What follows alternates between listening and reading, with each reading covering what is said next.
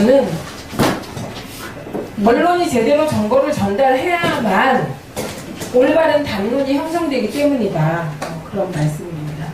그러면 과거에 우리 사회는 누가 이끌어왔냐? 지금 제가 88년까지 쭉 적어놨는데 이때까지는 대통령이 의제 설정한 거예요. 그래서 이 박정희가 얼마나 대단한 사람이냐면요. 61년부터 80년까지 그냥 혼자 의제 설정을 다 한 사람이에요. 사회를. 그런 걸 독재라고 하는 거죠. 되게 정상적인 국가에서 의제 설정은 당이에요. 당. 그죠? 그러니까 여러분이 보시면 당이라는 게 이런 거예요. 그러니까 우리가 2010년 지방선거에서 무상급식 내걸고 이겼잖아요. 그러니까 우리는 무상급식 할 거야. 그리고 무상 교육 할 거야. 뭐 할 거야. 던져요, 담론을. 그러면 그 담론에 동의해 주시면 우리에게 표를 주는 거죠. 그래서 의제 설정은 당이 하는 거예요, 당. 근데 박정희 시대에 당이 한 적이 없어요. 박정희가 다 했어요. 그래서 1인 독재 치하인 거죠. 그럼 그런 힘은 어디서 나오냐? 군부에서 나왔고 미국이 배후에서 지지해 줬기 때문에 나온 거죠. 그래서 61년에 우리의 그 사회 전체의 담론이 조국 근대화였어요. 기억나시죠? 네, 조국 근대화. 가난 극복, 잘 살아보세가 그냥 저기서 새마을 운동도 나온 거죠. 잘 살려면 부지런해야 되잖아. 네, 그렇게 된 거죠. 그 다음에 이게 1972년이 되면 10월 유신. 이게 하나의 의제로 던진 거예요. 독재의 최후 형태. 이때는 뭐 국가를 안정시켜야 돼서 국력을 극대화시켜야 되고 한국적 민주주의. 이것도 박정희가 제시한 담론. 저게 통했던 거죠. 그리고 79년에 11.6으로 박정희 대통령이 시해된 다음 이제 80년에 민주주의의 봄이 왔었죠. 이때도 뭐 삼김 분열로 민주주의의 봄이 실패하고 그리고 80년에 전두환이 이제 정권을 잡고 그때 선진조국 실현이 캐치플레이즈였어요. 그리고 마이카 시대 이것들이 의제를 그렇게 설정한 거예요. 그 저거 이뤘죠. 뭘로? 물가를 꽉 발로 눌러가지고. 그러니까 저때가 많은 어른들이 저때 살기 좋았다고 말씀하시는데요. 그 물가를 발로 눌러서 국가가 억눌렀기 때문이에요. 그 이후에 우리가 겪었던 집값 폭등 이게 다 전두환 정권이 시장 경제 논리가 아니라 독재 논리로 이게 억제했기 때문에 그게 폭발한 거죠. 왜냐하면 경제 규모는 크게 성장했기 때문에 우리가 79년 말만 해도 경제 규모가 굉장히 성장해서 이제 더 이상 독재가 불가능한 상황이었던 거예요. 정치적으로도. 그러니까 저때 7년 정체한 거예요. 87년까지. 그리고 이제 그때 6월 항쟁 때 우리가 던진 의제가 뭐예요? 딴 거 아니고 대통령을 내 손으로.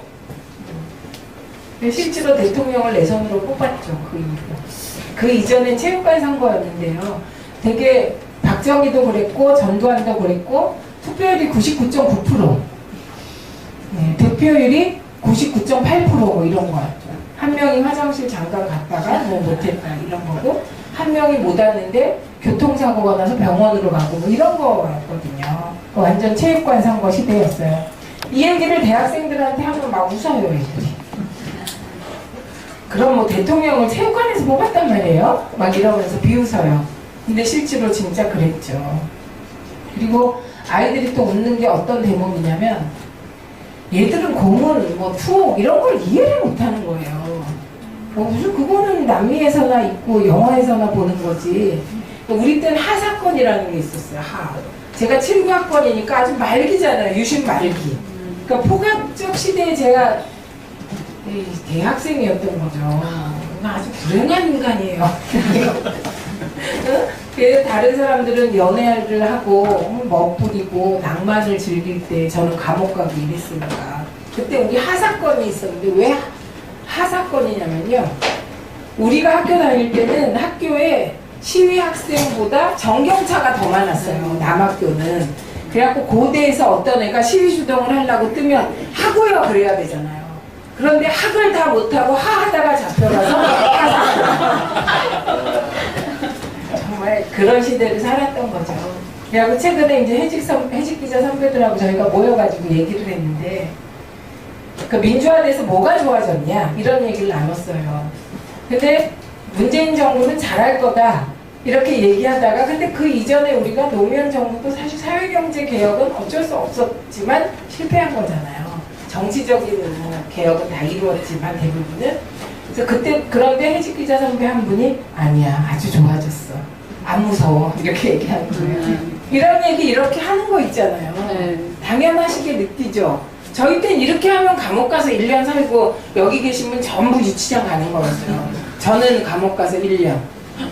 불온 사상을 유포했다 이렇게. 그러니까 최소한 우리가 여기 모여서 이런 얘기하면서 무섭지는 않지 않냐. 공포가 사라졌다.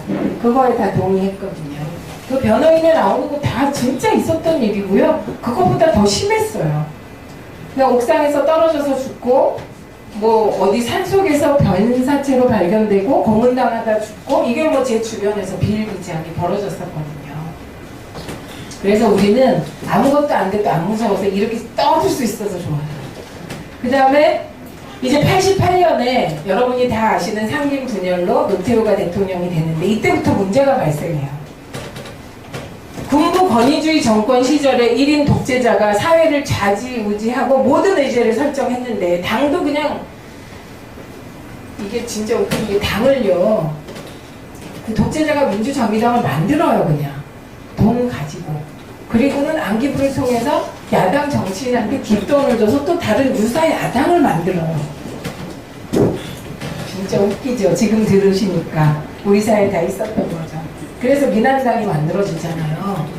그래갖고 김영삼이 86년에 개헌 현판식 하면서 돌풍을 일으킨 게 신민당 열풍이잖아요.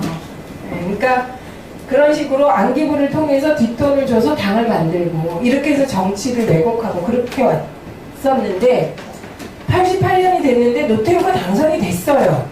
그런데 사람들은 묻기 시작한 거야. 너는 누구냐? 노태우 너는 도대체 정체가 뭐니? 너는 군군이? 보통 사람이니? 네, 그러니까 답을 한 거죠. 난 보통 사람이야 이런데. 근데 이게 왜 나온 거냐면 이게 정확히 사자구도에서 선거가 치러지다 보니까 노태우가 34%를 얻은 거예요. 사자구도에서 34%. 그럼 그때 투표율이 70%로 치면 몇 프로 얻은 거예요? 20% 얻은 거죠, 20%. 그러니까 이분이 국민적 지지 기반을 못 갖고 있었던 거예요. 그뿐만 아니라 구로구청 투표함 부정사건. 그래갖고 초기부터 계속 부정선거 시비에 시달렸어요. 그리고 구로구청 때 막 사람이 막 떨어져서 죽고 그랬어요. 과잉 진압으로. 그러니까 너는 도대체 정체가 뭐니? 이렇게. 이거는 군부도 아닌 것이 그렇다고 국민적 지지도 다 받지 못한 것이 대통령을 하니까 권위의 몰락 시대가 온 겁니다. 그래서 우리 사회가 권위의 공백 시대가 된 거예요.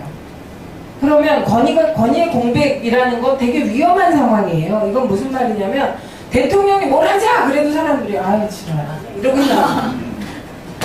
그러니까 대통령이 우리 일로 가자 그런데 사람들은 그냥 가만히 쳐다보고 있는 거예요. 그러니까 사회라는 건 잠시도 멈춰서는 안 되죠. 누군가는 사회에 의제를 던지고 의제로 사람들이 모이고 움직여야 되잖아요. 그때 이거 하자 하고 나타난 집단이 있었으니 그게 조선일보였다는 거예요. 그래서 88년부터 군부 권위주의 정권이 몰락하고 새로 들어선 저 의사민주주의, 의사정부, 유사정부, 노태우 정부 시절에 조선일보가 의제를 설정하면서 한국 사회를 이끌었다. 그래서 이때부터 언론이 권력화되었다. 이렇게 되는 거죠. 근데 언론 권력화는 이게 그때는 조선일보가 쓰면 의제가 되고 조선일보의 방시 일가는 밤의 대통령이다. 낮의 대통령은 임기가 5년이지만 밤의 대통령은 영원하다. 이런 거죠. 그렇게 해서 결국은 넘겨주세요. 결국은 저들이 김영삼 대통령 만들기에 성공합니다. 그래서 김영삼 정부 5년 동안 이게 수구 보수 언론이 우리 사회를 이끌어요. 인사도 수구 보수 언론이 해요. 그래갖고 이게 되게 웃기는 일도 있었어요. 한완상 부총리가 통일부총리였거든요. 그런데 이분이 남북 정상회담도 이제 기획하고 김영삼은요. 예, 그분이 이제 신한국당으로 가고 후보가 돼서 대통령이 됐기 때문에 정치 질서를 왜곡한, 3당 야합으로 정치 질서를 왜곡한 건 비판받아 마땅하지만, 이분은 정말 문민 대통령으로서 확실한 성과를 두 가지 남긴 분이세요. 예, 첫 번째가 하나회 해체, 두 번째가 금융실명제. 그래서 그 김영삼 대통령은 진짜 고집 세세요, 그분은. 근데 되게 고집이 지식이 쌓여서 지혜가 되고 그게 신념화되면서 고집이 되는데, 이분은 지식이 생략됐거든요. 그런데 그 일을 하셨어요. 그래서 하나회 해체는 이 땅에 다시는 군부 독재가 쿠데타를 할 수 없는 싹을 잘라버린 거고요. 그 다음에 금융실명제는 다 아시다시피 지하경제의 상당 부분이 양성화 됐어요. 갑자기 박근혜가 생각났어요. 지하경제 양성화로 활성화로 돈 벌기 있다고 하셨거든요. 그래서 그때는요, 한한상 부총리가 이제 통일 문제를 주도적으로 해결하려고 했는데, 한한상 부총리가 사상검증 시기에 걸려요. 그 계기가 뭐였냐면, 북한의 노동절 기념식 때 한한상 총리가 축전을 보냈거든요. 뭐라고 축전을 보냈냐면, 그리운 형제의 기념일을 축하한다고 보냈어요. 그런데 이거를 주간조선인가? 어제 보도를 하면서 그리운 결의 기념일을 축하한다로 형제를 결의로 바꿔요. 그러고서 북한 노동절을 결의 기념일이라고 했다. 빨갱이다. 이렇게 하고 흔들어서 쫓아내요. 시작이 그거예요.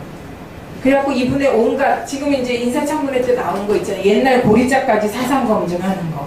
그렇게 하고 쫓겨나요. 그래갖고 나중에 어떻게 되냐면, 주요 인사를 한다면 조선일보의 무슨 팀하고 의논했다는 거잖아요. 그렇게 해서 조선일보의 시대가 계속 됐죠. 그게 이제 거의 1988년부터 1997년까지 이렇게 지속됐습니다. 그래서 이제 홍석현이 2017년에 짜잔 나타나서 별 소문이 다 났었잖아요. 근데 저게 이제 그 1992년 모델하고 2017년 모델이 같을 수가 없는 거예요. 그러니까 저 때의 조건은 뭐냐면, 저 때는 SNS라는 게 없어요. 다 아셨겠지만 SNS라는 게 없고, 우리가 오직 정보를 전달받는 건 신문하고요, 방송밖에 없었어요. 그러니까 신문사 몇 개 하고 방송 몇 개 장악하면 그냥 여론이 장악되는 거예요. 저거에 대항한 건 이제 말지 같은 거. 네, 말지가 저희가 초판 찍었을 때 8,000부 나갔거든요. 보도지침 저희가 찍었을 때 23,000부 나갔거든요. 너 어떻게 이렇게 잘 기억하냐? 제가 그때 돈을 담당했거든요. 그래갖고 그때 노무현 대통령이 부산에 그 부산 국민운동 본부하면서 말지를 갖다가 파셨어요. 말지 2,000부 값을 저에게 주지 않아서 제가 그걸 수첩에 적어놓고 2,000부 이러고 있다가 대통령 되시고 만났을 때 얘기했어요. 그때 보도지침 2,000부 값을 제게 안 주셨는데 기억하시냐? 알고 보니 배달 사고였던 거예요. 이호철한테 줬다 이렇게 저에게 얘기하셨어요. 그래서 제가 이호철한테 따졌어요. 그랬더니 적반하장. 그 옛날 일을 대통령 앞에서 얘기했다면서 화를 내는 거예요. 결국 못 받는 걸로.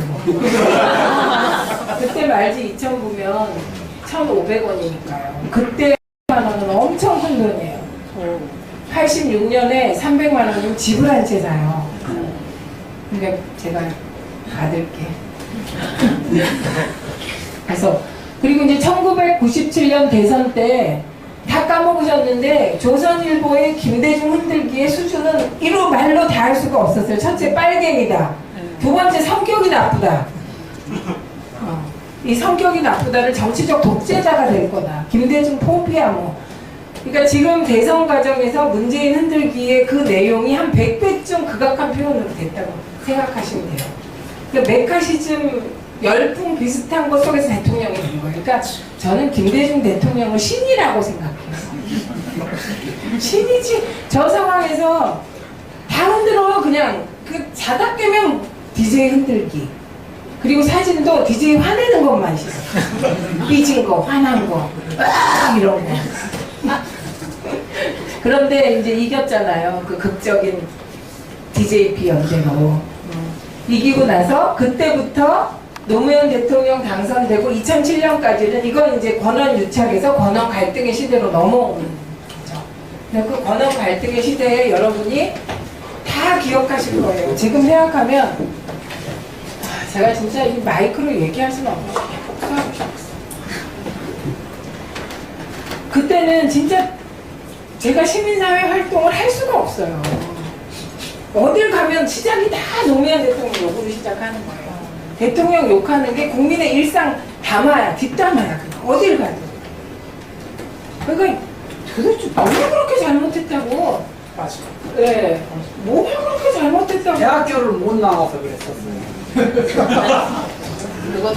명예 박사라도 따셨어야 하는데. 아니, 중앙대에서 받으시긴 했는데. 네.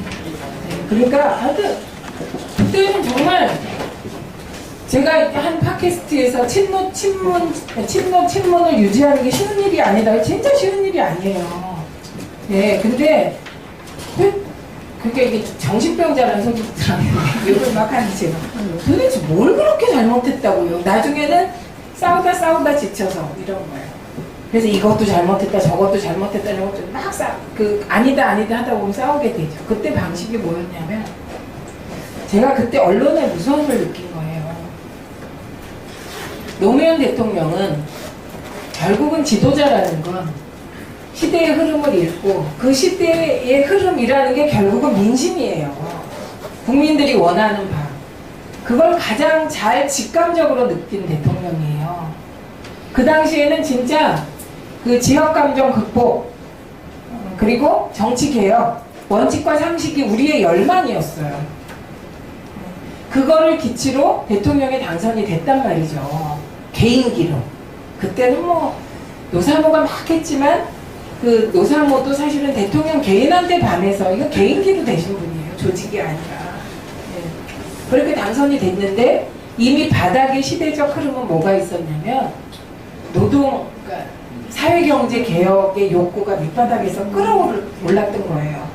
그런데 제가 그때 제일 억울했던 게 뭐냐면 진보 진영에 대해서 구좌파 그룹에 대해서 지금도 얘기하고 싶은 게 자기들도 그때 몰랐어요. 그걸 지나고 나니까 잘못했다고 욕했지 그들도 그때 비정규직 문제가 그렇게 심각한지 몰랐다니까.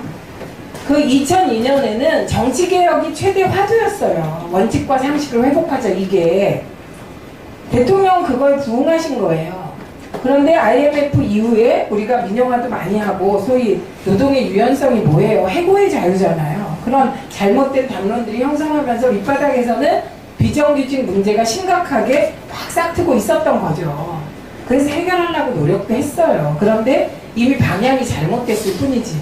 그러니까 결과적으로 잘못됐다고 비난한 거죠. 그러니까 사과를 받고 싶다니까 제가 구좌파들한테. 그건 무슨 노무현 대통령 잘못이에요. 그리고 그걸 나중에 인지하고 해결하려고 노력도 많이 했어요. 그러니까 그런 거예요. 지도자라는 것은. 그런데 그 제가 왜 그 언론이 무섭다고 얘기를 하냐면 이런 방식을 쓰는 거예요. 우리는 처음에 다 아니지만 여러분 중에 혹시 그래도 노무현 대통령은 말씀하시는 게 너무 거칠었어. 이런 생각 하시는 거. 너무 터프했어. 여긴 다 병자만 있는 거지. 이거는 보통 대학에 가면 반 이상이 손을 들어요. 노무현 대통령은 언행이 가벼웠다. 똑똑해. 그러면 노무현 대통령은 진짜 언행이 가벼웠을까요? 지금 돌아보면 그대로 거친 말도 되게 대중적인 언어로 바꾼 고민 속에 나온 말이었어요. 그러면 왜 언론은 노무현은 말이 거칠고 어떠하다라고 얘기를 했을까? 이런 거죠. 당시에 노무현 대통령의 조건 보면 여당인 열린우리당이 이게 탄핵 전 얘기니까요. 여당인 열린우리당이 40석밖에 안 됐어요. 40석이 초민의 정당의 여당의 대통령이에요. 그럼 이분이 개혁을 하려면 이분은 어떻게 해야 할까요? 국민 여론에 직접 호소하는 방식밖에 없었어요. 근데 그때 온당원법이 없었어요. 이게 진짜 큰 문제예요. 당원이 구조가 허약했어요. 지금은 우리 당은 온당원이 거의 24만 5만이 됩니다. 기존 당원 합쳐서 당원이 30만이에요. 탄탄한 당원이에요. 당원 30만만 있어도 뭐 해볼 텐데 그게 없었어요. 그리고 대부분이 호남 당원이세요. 그 대통령한테 다 등을 돌린 상태예요. 그러면 대통령은 오직 국민 여론에 호소해서 개혁을 할 수 있겠죠. 그러면 조선일보가 보기엔 어떻겠어요? 국민과 대통령을 이간해야 되잖아요. 지금 추미애와 문재인을 이간하듯이, 추미애와 우원식을 이간하듯이. 예, 그 이간을 할 때 여러분 같으면 대통령이 좋은 개혁을 하려고 그러는데 이 개혁이 나쁘다 통하겠어요? 이간할 때 쓰는 법 있잖아요. 아, 쟤 알고 보니까 바람 피운대. 이런 거. 쟤 알고 보니까 엄청 나쁜 놈이야. 이런 거. 그래서 정서에, 우리나라 국민 정서에 노무현의 어떤 아주 작은 꼬투리를 확대해서 국민과 이간할 수 있는 정서적인 이간 코드가 뭐겠어요? 남아 이런 중천금이잖아요. 그러니까 별거 아닌 거는 계속 말이 가볍다, 뭐하다. 지금 생각하면 너무 흔들어서 대통령직 못 해먹겠다. 그 말 할 수도 있지. 그게 뭐 그렇게 큰 말이라고 그 진짜 신문에서 일주일 동안 일면에서 욕을 하냐고. 지금 이해할 수 없는 일이 너무 많았어요. 그래서 그때 대통령이 짜장면만 먹어도 짜장면이 욕먹는. 그러면 왜 언론은 그 노무현을 그렇게 흔들려면 정서적으로 국민과 노무현 대통령을 이간하기 위해서 말이 가볍다는 걸 만들어낸 거고 그게 먹힌 거예요. 그래서 특히 50, 60대 남성들이 노무현이 되게 졸스럽다 이런 말도 안 되는 거짓 담론을 형성시킨 거죠. 그러니까 제가 다른 신문들은 별로 무섭지 않았는데 조선일보는 무서웠어요. 언론운동하면서. 왜냐면 조선일보는 사설부터 광고까지 다 일관성이 있어요. 사설부터 광고까지. 너무 무섭죠. 그래서 안티조선 운동을 한 거예요. 치려면 센 놈하고 붙어야지. 그러니까 안 되겠다. 그래갖고 안티조선 운동을 조직화하게 된 거거든요. 그러니까 이런 식으로 끊임없이 노무현 대통령 흔들었는데요. 이게요, 노무현 대통령님 말고 다른 후보도 흔들었으면 제가 말을 안 해요. 이회창은요, 이회창이 이상하게 우리 사회의 서울대 나온 일부 사람들만 보면 어느 학교 나왔냐 이렇게 믿잖아요. 근데 기자들만 만나면 출신대학을 묻는데요. 그러고 이제 이렇게 회식을 하는데 하나하나 다 물었는데 다 서울대고 한 명이 고대였대요. 그랬더니 이회창이 자기도 모르게 고대 나와도 기자 되냐 이렇게 얘기한 거예요. 그런데 그 얘기가 만약에 노무현 대통령이 했으면 어떻게 됐겠냐고. 1년에 상고 나온 주제에 학벌 따지는 대통령 이렇게 하고 일주일 내에 씹었겠죠. 여러분은 그런 기사를 못 보게 되는 거예요. 언론이 보호해주니까. 이회창은.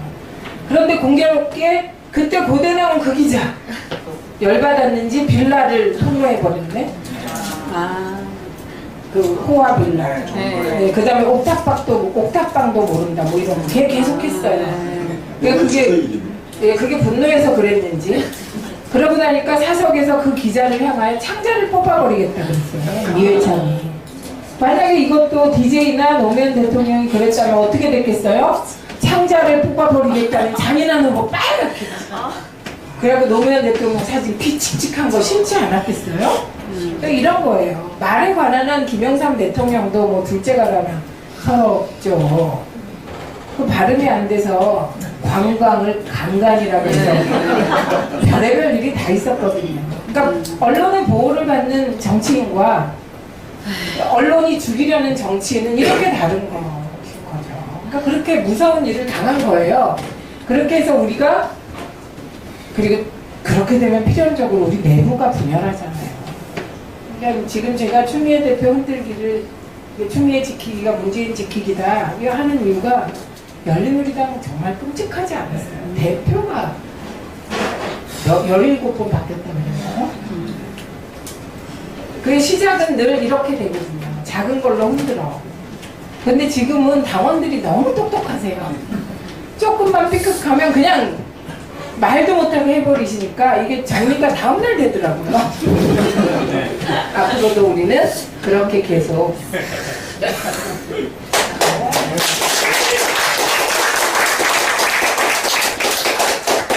그 사이를 삐짓고 어떤 일이 벌어졌냐. 보수가 능동을 내기 시작한 거예요. 이게 2007년 이명박 당선은 이거는 뭐 거의 조선일보와 중앙일보와 작품이라고 생각하시면 돼요. BBK? 만약에 문재인 후보가 BBK 같은 거 있었으면 그냥 일찍 아웃! 철저하게 보호하면 보호되는 거예요, 저쪽은. 그러니까 우리 쪽 후보들은 참 힘들어요. 도덕적으로 완벽해야 돼. 인간적인 매력도 있어야 돼. 또 돈도 없어야 돼. 선거는 치러야 돼. 그럼 그 돈은 어디서? 우리가 대줘야 돼. 그러니까 정말 문재인 지지자들은 너무 힘들어. 어떤 분이 선거 때 저한테 문재인 지지하기 너무 힘들어요. 돈 뺏겨, 시간 뺏겨, 잠 못 자, 가슴 졸여야 돼. 그리고 요새는 문재인 당선되면 좀 좋을 줄 알았는데 문재인 지키라는 게 더 힘들어. 이제 추미애까지 지켜야 돼. 그렇게 되는 거죠. 그러니까 우리 쪽은 그게 이제 더 힘들게 매력이 있어야 돼. 근데 요즘 보니까 없으면 만들어줘, 우리 지지자들이. 세상이 바뀐 겁니다. 정치 문법이 완전히 뒤바뀐 거예요. 그래서 지금 국회는 변화된 정치 문법대로 국회 시스템을 바꾸고 정당을 바꾸려는 세력, 과거의 소수가 주물르던 그 시대, 소위 협상이라는 명목으로 그 세력이 갈등하고 있는 거예요. 본질은. 그래서 모든 것을 푸는 방식의 코드가 다른 거예요. 그런데 이제 문제는 저처럼 학생운동부터 정치경제학을 공부하고 구조적인 인식을 하고 이런 그룹이 집단화되면 그게 개인적으로 있으면 아니고 개인적으로 나와서 이렇게 국민의 바다에서 놀면 같이 유연해지는데 우리 그룹이 이렇게 모여있으면 관념화되어서 노동당식 정치를 꿈꾸는 거죠. 주고받는 정치.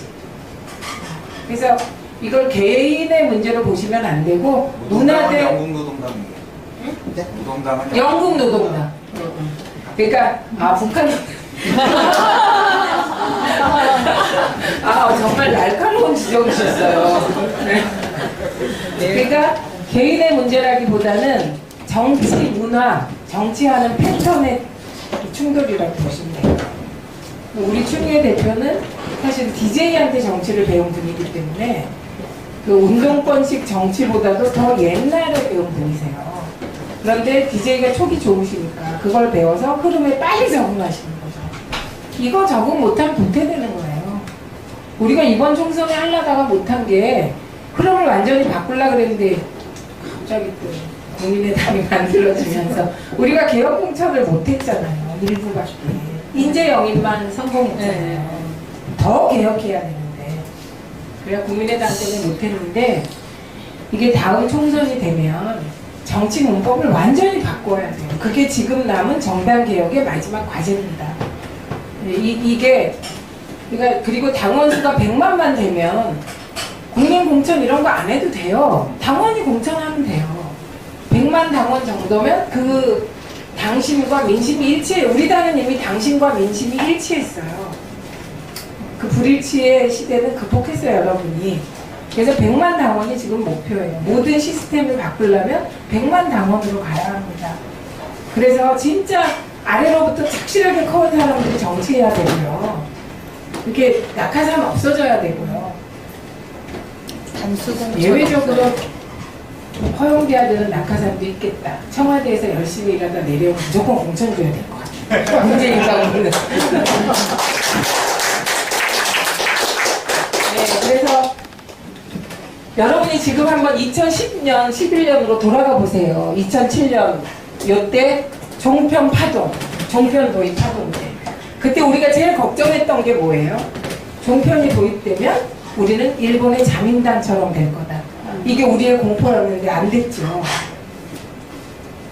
돌아보면 그때 종편 반대론자들이 가장 걱정했던 게 이제 여론이 완전히 100% 장악되면 일본 자민당처럼 가서 이제 완전히 보수화돼서 진보의 싹이 꺾일 거다 이거고 이명박 대통령 때부터 이제 SNS 장악하기 위한 팀을 구성해서 이런저런 작업을 해온 거잖아요.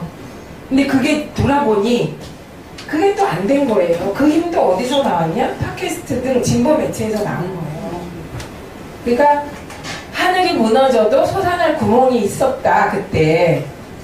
그게 어디서 나왔냐면 새로운 정보통신 기술의 발달로 나왔다. 이거는 누가 만든 거냐? DJ가 시작했고 노무현이 발전시킨 정보통신에서 나왔다는 거예요. 그래서 우리가 이렇게 요즘 와서 새로운 걸 이렇게 해보려고 그러고 뭐 한 거 보면 다 노무현 대통령이 마지막에 설계하시는 거예요. 진짜 대단하죠.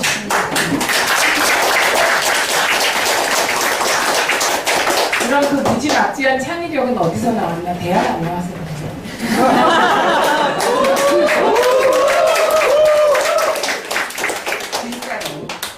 그리고 시골에서 가난하게 자라서 들과 산을 뛰어놀면서 화도 내고 뭐하고 막 멋대로 살아서 그래요. 그래서 창의력의 기본이 자유분방이에요.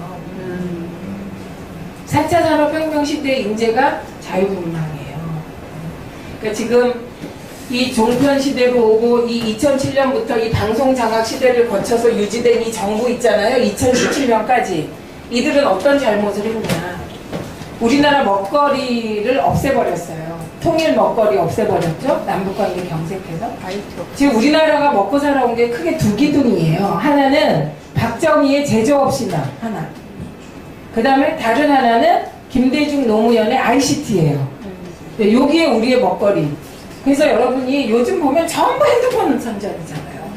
광고 보면. 그러니까 그 두 개가 먹거리였는데 지금 요때 우리가 집권을 못해서 잃어버린 게 뭐냐면 2007년부터 우리가 해야 될 일이 뭐였냐면 독일이 하는 인더스트리 4.0 제조업에 ICT를 탑재하는 게 지난 9년 했어야 되는 일이에요.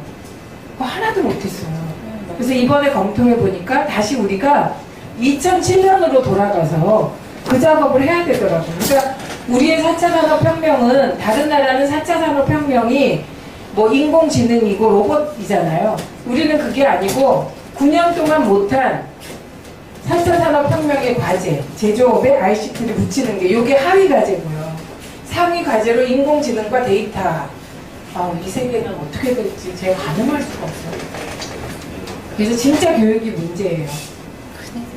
왜 문제인지 아세요? 애들 다 1등 하기 바라시죠. 1등에서 뭐 하기 바라요? 변호사 되기 바라시죠? 교수 되거나. 그거 다 소용없습니다. 없어질 직업이 이런 거예요. 보세요. 의사는 없어질 거예요. 간호사는 많아질 거예요. 네. 변호사 없어질 거예요. 네. AI. 예, 이렇게 되는 거예요. 모든 알파고를 생각하시면 되는 거죠. 그러니까 그리고 그 알파고가 지금은 세계 하나죠. 그냥 여러분이 다 알파고를 갖고 사시게 될 거예요. 네, 그런데 뭐하러 변호사가 필요해요? 훨씬 더 잘 판단할 텐데 시스템만 남는 거죠. 그리고 뭐 감정까지 탑재가 된다는데 그건 좀 어려울 것 같아요. 그래서 4차 산업혁명 시대에 이제 살아남을 직업은 다 감정노동, 문화예술 영역. 물론 문화예술도 알파고가 더 만들겠지만 그런 그 기계적 완벽함이 아닌 뭔가 인간만이 남는 그 영역. 그래서 의대시 연락 보내봤자 이제 나중에 별거 없어져요. 그치? 그래서 나중에는 의사를 간호사로 만드는 직업 전환 교육을 해야 돼요. 그러니까 이게 우리 이런 거잖아요. 우리가 옛날에 농사 짓다가 산업혁명이 일어났어요. 다 공장으로 몰려갔어요. 그러니까 공장 가서 일 잘하는 방식을 가르쳤어요. 그래서 교육이 시작됐잖아요. 근데 이제 3차 산업혁명이 일어났어요. 그건 뭐예요? 서비스 혁명이에요. 화이트 칼라가 생긴 거예요. 화이트 칼라는 뭐야? 지식을 외워요. 시험 잘 보면 돼. 근데 이제 4차 산업혁명 시대 되면 소용이 하나도 없어요. 왜냐면 컴퓨터가 더 잘 알기 때문에. 그래서 우리는 수학을 지금 막 풀게 하잖아요. 이미 외국에선 계산기를 줘요. 계산기를 줘서 단순 계산은 하게 하고 초등학교 때만 가르치다가 단순 계산은 다 컴퓨터가 해요. 계산기를 줬고 이렇게. 그러니까 바뀌었는데 우리나라만 9년 동안 이렇게 하고 있었던 거죠. 여러분 어떤 세상이 올지 알 수가 없어요. 데이터 혁명, 빅데이터를 어떻게 AI가 가공해서 무슨 일이 벌어질지는 어떻게 생각하면 무섭기도 하고 어떻게 생각하면 기대가 되고 설레기도 하고 그러나 확실한 건 국가의 역할은 4차 산업혁명 시대에 직업이 줄 거라는 거고요. 그 다음에 일자리가 줄 거라는 거예요. 그리고 양극화가 잘못하면 엄청 심해질 거라는 거예요. 지금은 집을 소유한 자가 문제가 되겠지만 AI를 소유한 자와 소유하지 않은 자로, AI를 뇌에 박은 자와 안 박은 자로 나눠지지 않나요? 그래서 이 지속가능 발전과 4차 산업과 이 하는 모순적인 과제를 예측하고 기본 세팅을 해야 되는 게 문재인 정부 과제고요. 그래서 4대 과제 중에 4차 산업혁명과 지속가능 같이 들어있어요. 그러니까 우리 대통령이 엄청 정리 잘하세요. 엄청. 그리고 빨리 보세요. 얼마나 다행인지. 그래서 보세요. 이 2011년 종편시대에 공영방송의 몰락. 공영방송의 몰락 시대. 그 다음에 2017년에 의제 설정 그럼 누가 있냐? 우리가 늘 기울어진 운동장 극복될까? 극복됐네요. 네. 그러니까 우리가 극복 못할 거라고 봤잖아요. 극복되잖아요. SNS 아무것도 아니라고 생각했어요. 그러니까 우리가 했던 예측 중에 틀린 게 너무 많아. 종편 4개 허락해주면 2개가 스스로 망할 거다. 그때 우리가 안 망한다 그랬어요. 왜? 정부 광고 퍼주면 되고 협찬으로 편법으로 하면 된다고. 그러니까 4개 다 지금 건재하고요. 그 재무 구조도 좋아졌어요. 대신 어디가 망했냐? 공영방송이 망해. 그리고 종편은 손석희 때문에. 손석희 우리가 종편 갈 때도 얼마나 욕을 많이 했게요. 그러니까 그래서 저는 유보한다 그랬더니 너도 욕한다 이렇게 돼서 같이 욕 먹었는데 손석희 안 갔으면 어쩔 뻔했어요.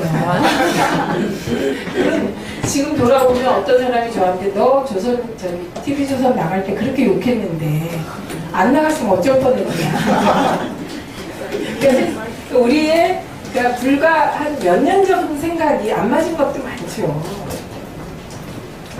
그래서 이번에 보면 기본에 바닥 친노 친문, 국민 친노, 그 다음에 SNS가 결합하고 촛불이 합쳐져서 새로운 의제의 영역을 만든 거죠. 제가 여기 손석희 뺐어요. 사실 손석희 넣어야 돼. 손석희는 이 촛불 국면뿐만 아니라 세월호를 의제화해준 것도 손석희예요. 온몸으로. 때로는 울먹이면서, 때로는 고개 숙이면서 이렇게. 근데요, 너무 손석희에 대해서 이렇게 멋있다고 상상하시면 안 돼. 순수해요. 거기는 뭐 민원연이랑 너무 오래 일을 했는데 언론학교 강의하러 들어온 첫 마디가 먹을 거 없어요? 그리고 꼭 짜장면만 먹어. 민원연이 가난하다고. 그리고 가난하게 커서 그렇고 아무 관심이 없어요.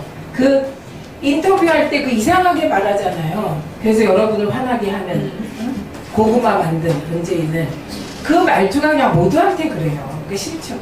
싸가지 뭐. 그러나 여기에는 사실 손석희가 들어가야 돼요. 손석희 들어가야 되고 그래서 우리 쪽 의제가 저쪽 의제를 덮었는데 최순실 사건도 되게 세상 일이라는 게요. 박근혜가 자기 이렇게 몰락할 줄 스스로 모르는 거잖아요. 박근혜가 될 때 그때 분위기가 어땠는데 유신공주로 화려하게 부활해서 국민적 사랑을 한 몸에 받았어요. 그런데 돌아보면 그러니까 이 사람이 대통령이 돼서는 안 될 사람은 안 되는 거예요. 그리고 참 말이 심했다는 게 비례대표 그만둘 때 대통령직을 그만둔다고 이게 참 말이 심해야 되는 거죠. 그 다음에 넘겨주세요. 넘겨주세요. 되게 우리